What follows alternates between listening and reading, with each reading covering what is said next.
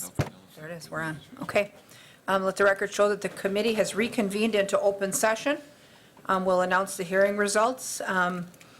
Having heard the testimony at the hearing on Monday, August 19, 2019, the Public Health and Safety Committee for the City of Wausau does hereby make the following findings of fact and conclusions of law in the above referenced matter. Based upon the testimony of the parties and the exhibits presented, the facts of the July 29, 2019 prohibited dangerous animal designation of the City of Wausau Chief of Police Benjamin Bliven, executed on his behalf by Lieutenant Melinda Pauls, personally served upon Julia Cantrell at 801 Plummer Street on July 30, 2019, are accepted as accurate and true. The pet owner was served a copy of the Prohibited Dangerous Animal Declaration, which was issued consistent with the requirements of Wausau Municipal Code, Section 8.08.200, the Dangerous Animals Ordinance. We find that the pet owner is the owner of Raichu, a female black and white lab mix. On November 6, 2018, Raichu was declared a dangerous animal by the City of Wausau as a result of an October 31, 2018 attack by Raichu on a juvenile who was trick-or-treating and passing by 801 Plummer Street in Wausau, Wisconsin.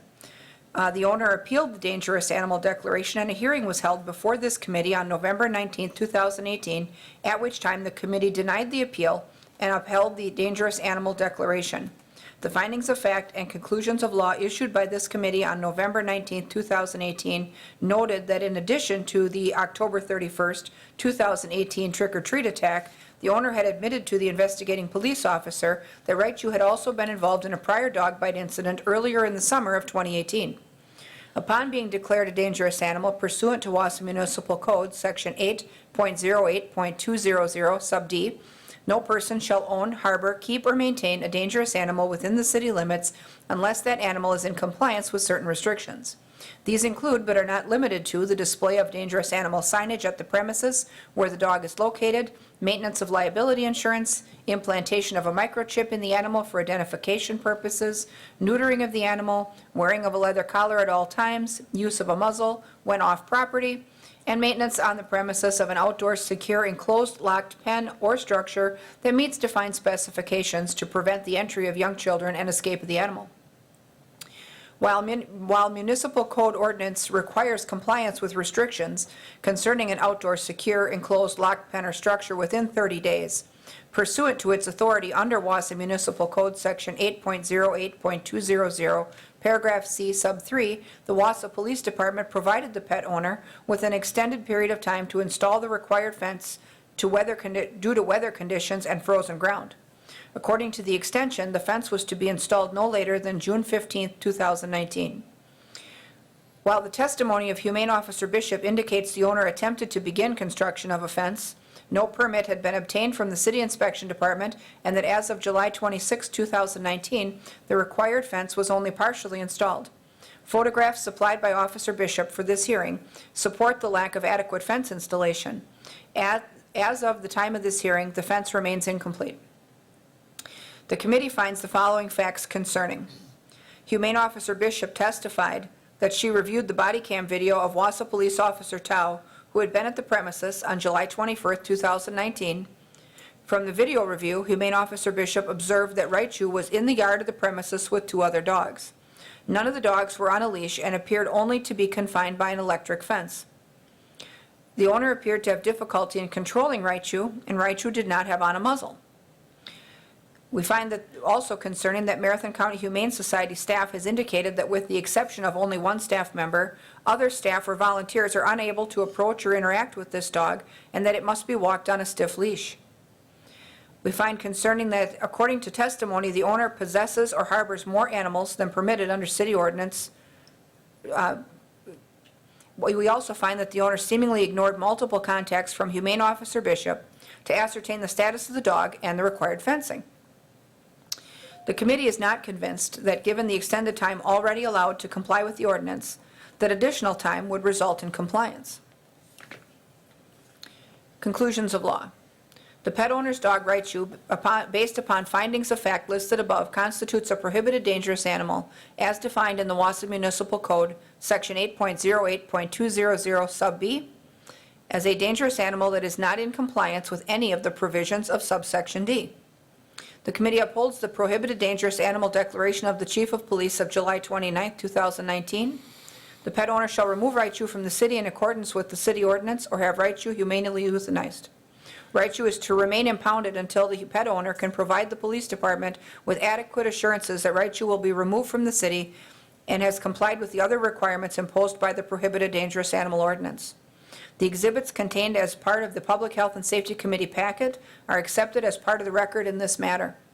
If you wish to further contest this determination, you may seek a review of this decision in Marathon County Circuit Court. This decision will be signed and a copy will be sent home with you today.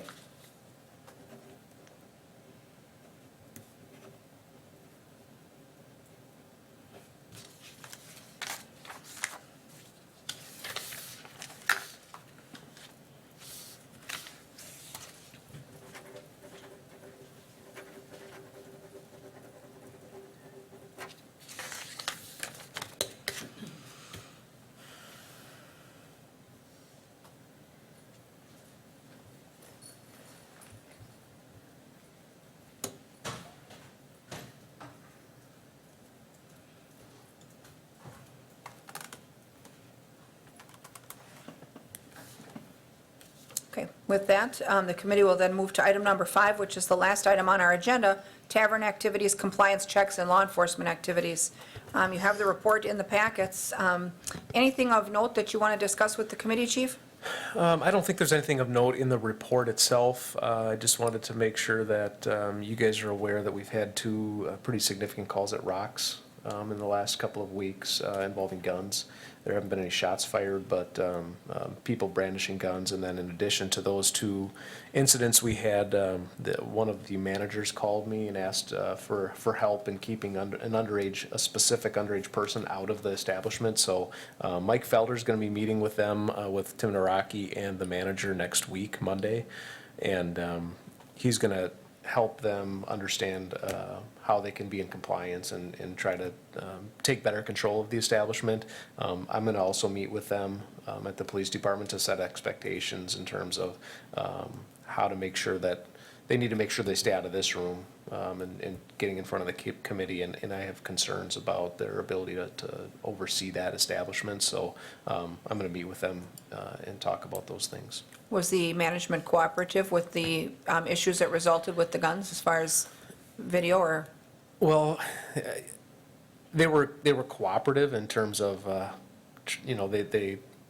they helped officers as best they could, but they still don't have video there.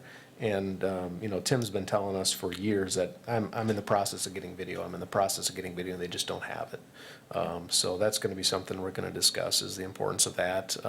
But, more than that, it's his responsibility to make sure people aren't, bringing guns into the establishment and into the parking lot, and that he's better managing that. Okay. So I'll report back next month on how that goes. And we noticed also the pretty serious offense that took place at Christine's with obtaining alcohol not from a licensed wholesaler. Right. I see that we've assessed 50 points for that. I think that in previous discussions that we've had with the owner of Christine's way back to their initial licensing, they're aware that it doesn't take a whole lot from this point to get to 100 points. And so, if that happens, we'd certainly be wanting to talk with those owners. But that was certainly not something that we take lightly. Go ahead, Pat. I had a question on when the assessment of points become reality, because the verbiage in the report said, I am recommending the assessment of 50 points. Right, I think Have for the 50 Christine. points been assessed, or do they get assessed when we say, yes, we accept this report? Well, Lieutenant Felder is the individual that actually assesses the points. So I think his language in there indicates that he's unsure of how many points to assess, because there isn't a specific violation laid out in the matrix for, this violation that Christine's had. So he isn't sure exactly how much to assess. And I think that's the rationale for that language that he put into that report. I think 50 points is appropriate, and I would say that we usually use the date of violation for that assessment of points. So, after reading the report, I just read it today, but I'll ask Mike to assess the 50 points effective on the date of the violation. which was done by the Department of Revenue. Well, and I think that just to be supportive of that decision, if it's the committee's will to support Lieutenant Felder in that assessment of 50 points, the minutes of this committee meeting could reflect that we were certainly supportive of that recommendation that he put forward. Everyone seems to be nodding in agreement. I think we agree by consensus that we support his recommendation. So there would be Great. documentation in our minutes to that effect. You bet. I'll pass that along to him. Thank you. Okay, any other questions on the report? If not, we'll place his report on file. And that's the only item that we had left on our agenda for tonight then, so a motion to adjourn would be appropriate. Motion by Peckham, second by Herbst. Members in favor signify by saying aye. Aye, opposed? None are opposed. We'll stand adjourned. Thanks, everyone.